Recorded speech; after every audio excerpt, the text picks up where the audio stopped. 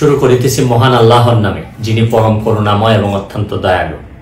আপনারা যারা আমার ফ্যান ফলোয়ার আছেন, বিভিন্ন সময় বিভিন্নভাবে আমার উপর কষ্ট পেয়েছেন, তাদের উদ্দেশ্যে একজন সাবেক এমপি হিসাবে আমি দুটি কথা বলতে চাই। আমি আপনাদের এই সংস্কার, কোটা সংস্কার যে আন্দোলন, এই আন্দোলনে বা বৈষম্য বিরোধী ছাত্র আন্দোলন, এই আন্দোলনে কোটা সংস্কারের জন্য আমি সবসময় আপনাদের সাথে ছিলাম এবং এটাতে যারা আহত নিহত হয়েছেন তাদের পক্ষেও, এই বিচারের পক্ষেও আমি ছিলাম। কিন্তু আমার ব্যর্থতা হচ্ছে কি, আমি আপনাদেরকে বুঝাইতে পারি নাই। এটার জন্য আমি সম্পূর্ণ ব্যর্থ হয়েছি এবং আমি এই ব্যর্থ হওয়ার জন্য আমার যারা ফলোয়ার আছেন, যারা আমাকে নিয়ে প্রত্যাশা করেছেন, সবার কাছে আমি দুঃখ প্রকাশ করতেছি। আমি আপনাদেরকে আরেকটি কথা বলতে চাই।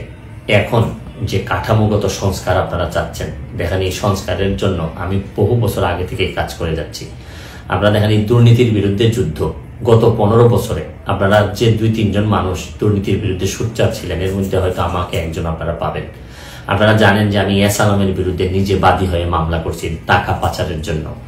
আপনারা জানেন যে আওয়ামী লীগের বর্তমান কমিটির যিনি প্রচার সম্পাদক আব্দুস সুবহান গোলাপ, তার আমেরিকাতে 9 বাড়ি থাকা নিয়ে আমি নিজে বাদী হয়ে মামলা করছি।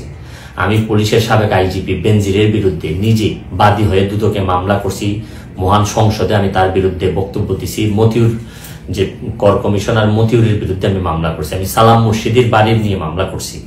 আমি সালাউদ্দিন, কাজী সালাউদ্দিন যে ফুটবলের দুর্নীতি নিয়ে আমি কথা বলছি।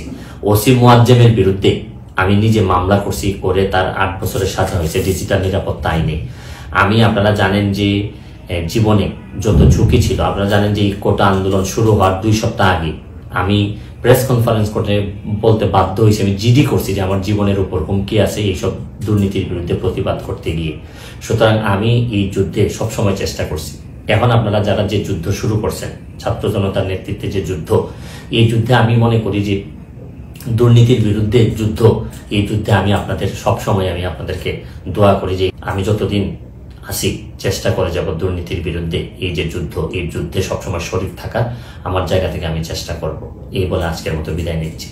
ভালো থাকুক আমার বাংলাদেশ, ভালো থাকুন সবাই। ধন্যবাদ।